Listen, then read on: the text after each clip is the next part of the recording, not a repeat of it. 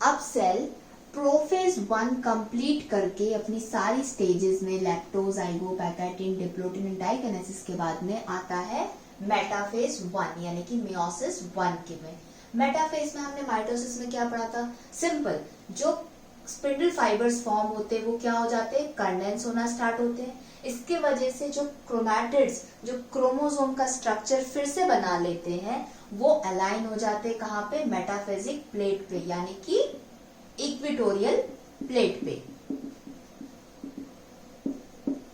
तो मेटाफेज में केवल इंपॉर्टेंट यही है, कॉन्ट्रैक्शन ऑफ स्पिंडल फाइबर्स और alignment of all the chromosomes on equatorial plate. और इक्वेटोरियल प्लेट पे आने के बाद में क्रोमोसोम्स किस तरीके से अलाइन होंगे? जो इनके सेंट्रोमेयर पे जो काइनेटोकोर पार्ट है वो स्पिंडल फाइबर से अटैच हो जाएगा। और ये क्रोमोसोम्स आप देखो सब में क्रॉसिंग ओवर हो चुकी है।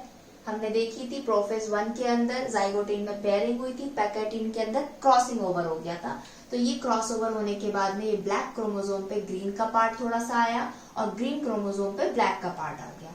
अब सबसे इंपॉर्टेंट स्टेज होती है एनाफेज 1 मियोसिस 1 की, क्योंकि एक्चुअल रिडक्शनल डिवीजन यहाँ पे होता है। जैसे मैंने पहले भी बताया था, वहां पे जो डीएनए कंटेंट था वो हाफ हो जाता है, बट यहाँ पर क्रोमोसोम्स नंबर ही हाफ हो जाते हैं, क्योंकि हमने क्या देखा था? 2n से n बनेगा, 46 से 23 क्रोमोसोम्स बनेंगे। तो यहाँ पे ओनली मैंने 4 बना रखे हैं, तो आप यहाँ पे एज्यूम करके चलो कि यहाँ पर मेटाफेज स्टेज में 46 क्रोमोसोम्स अरेंज है। नंबर क्या है? 1 2 3 4 5 6 46 तक। एनाफेज के अंदर क्या होगा?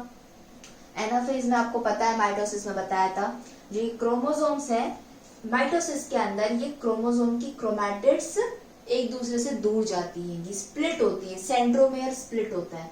लेकिन मियोसिस की एनाफेज में सेंट्रोमेयर स्प्लिट नहीं होता।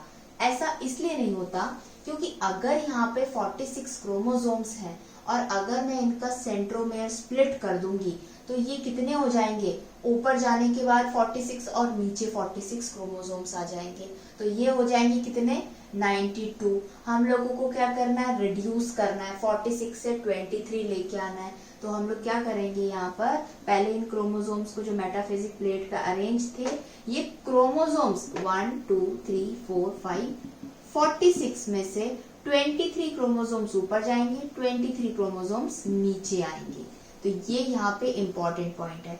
अब आप सोचोगे कि माइटोसिस में भी तो क्रोमोसोम जा सकते थे, लेकिन वहां पे उससे पहले ही उनका सेंट्रोमेयर स्प्लिट हो गया था, इसलिए उनकी क्रोमैटिड्स चली गई थी। यहाँ पर सेंट्रोमेयर स्प्लिट होने ही नहीं देते। एग्जैक्टली 46 में से 23 ऊपर चले जाते हैं, 23 नीचे आ जाते हैं। और टीलोफेज के अंदर अगेन जो 2 डॉटर सेल्स बनती है, एक के पास में 23 क्रोमोसोम्स होते हैं, दूसरे के पास 23। इट मीन्स जो पेरेंट के पास 46 थे, अब जो डॉटर सेल्स 2 बनेंगी टीलोफेज में, उनके पास 23 क्रोमोसोम्स रहेंगे। तो एनाफेज के अंदर क्या रिड्यूस हुआ? Chromosome number. तो अगर क्वेश्चन आता है कि क्रोमोसोम नंबर रिड्यूस कौन सी स्टेज में होते हैं? मियोसिस में तो होते हैं। मियोसिस की एनाफेज स्टेज के अंदर क्रोमोसोम नंबर्स रिड्यूस हो जाते हैं। क्यों? क्योंकि उनका सेंट्रोमेयर स्प्लिट नहीं हो पाता, इसलिए ऑटोमेटिकली क्रोमोसोम्स ही अलग हो जाते हैं। अब बात करते हैं टीलोफेज में आ गया है। तो टीलोफेज सेम प्रोफेज का अपोजिट होता है। अब इसके अंदर क्या फॉर्म होना स्टार्ट हो जाएगा? न्यूक्लियर मेम्ब्रेन फॉर्म होना स्टार्ट हो जाएगी। जो स्पिंडल फाइबर्स थे वो डिसइंटीग्रेट हो जाएंगे। लास्ट टीलोफेज तक पहुंचते पहुंचते पूरी तरीके से स्पिंडल फाइबर्स चले जाएंगे। जो यहाँ पे क्रोमोसोम्स थे, अब वो क्या हो जाएंगे? डीकंडेंस होके क्रोमैटिन मटेरियल बनना स्टार्ट हो जाएगा। और ये क्रॉसिंग ओवर हो चुकी है, तो यहाँ पे मिक्स्ड होंगे, ये ब्लैक भी होगा और ग्रीन पार्ट भी होगा इसके अंदर। अगर ये एनिमल सेल के अंदर मियोसिस हो रहा है तो क्या था? यहाँ पे कंस्ट्रिक्शन फॉर्म होगा, फरो फॉर्म होगा, ये कंस्ट्रिक्शन इंक्रीज होते जाएगा, ये यहाँ से इंक्रीज होगा, पेरीफेरी से सेंटर की तरफ में जाएगा और सेल डिवाइड हो जाएगा। स्पिंडल फाइबर्स चले गए, न्यूक्लियर मेम्ब्रेन आ गई, न्यूक्लियस आ जाएगा, सेंट्रियोल्स भी चले गए।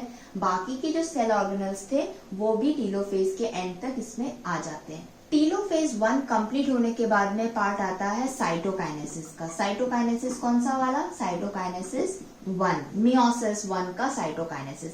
अब इसके अंदर जो सेल है उसका साइटोप्लाज्म डिवाइड होगा। टीलोफेज तक न्यूक्लियस डिवाइड हो गया, क्रॉसिंग ओवर होके क्रॉसिंग जेनेटिक मटेरियल एक्सचेंज हो गया।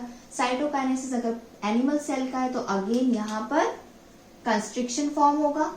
प्लांट सेल के अंदर कंस्ट्रिक्शन फॉर्म नहीं होता, फरो फॉर्म नहीं होता। ये कंस्ट्रिक्शन आगे बढ़ता जाएगा पेरीफेरी से सेंटर की तरफ में, और साइटोकाइनेसिस के अंदर कंप्लीटली एक सेल 2 सेल्स में फॉर्म हो जाएंगे। एक ये रहा और ये 2 डॉटर सेल्स। इसके अंदर जो नंबर ऑफ क्रोमोसोम्स हाफ हो चुके हैं, n हो गया है, 2n से n बन गया मियोसिस के अंदर। अब साइटोकाइनेसिस 1 के बाद में अगेन ये जो डॉटर सेल्स है वो मियोसिस 2 में जाएगी। मियोसिस में 2 जाएगी तो वो माइटोसिस करेगी। इट मींस n से अगेन 2 n सेल्स फॉर्म होंगे। Prophase 2, metaphase 2, anaphase 2, telophase 2 and cytokinesis 2। और ये वाले सेल में भी अगेन सेम प्रो, मेटा, एना, टीलोफेज होगा। हम हमेशा कोई एक सेल को कंसिडर करके स्ट्रक्चर्स को समझने के लिए एक सेल बनाते हैं, लेकिन अब जो नेक्स्ट हम मियोसिस 2 पढ़ेंगे तो मैं एक सेल में समझाऊंगी कि ये माइटोसिस हो रहा है या मियोसिस 2 हो रहा है इसके अंदर, तो दूसरे सेल के अंदर भी सेम चीज हो रही होगी। तभी जाकर एक सेल से 2n सेल से कितने डॉटर सेल्स बनेंगे? 4, और नंबर उनका क्या रहेगा? n। अंदर जेनेटिक मटेरियल जो उनका क्रोमोसोम का नंबर था वो हाफ हो चुका होगा।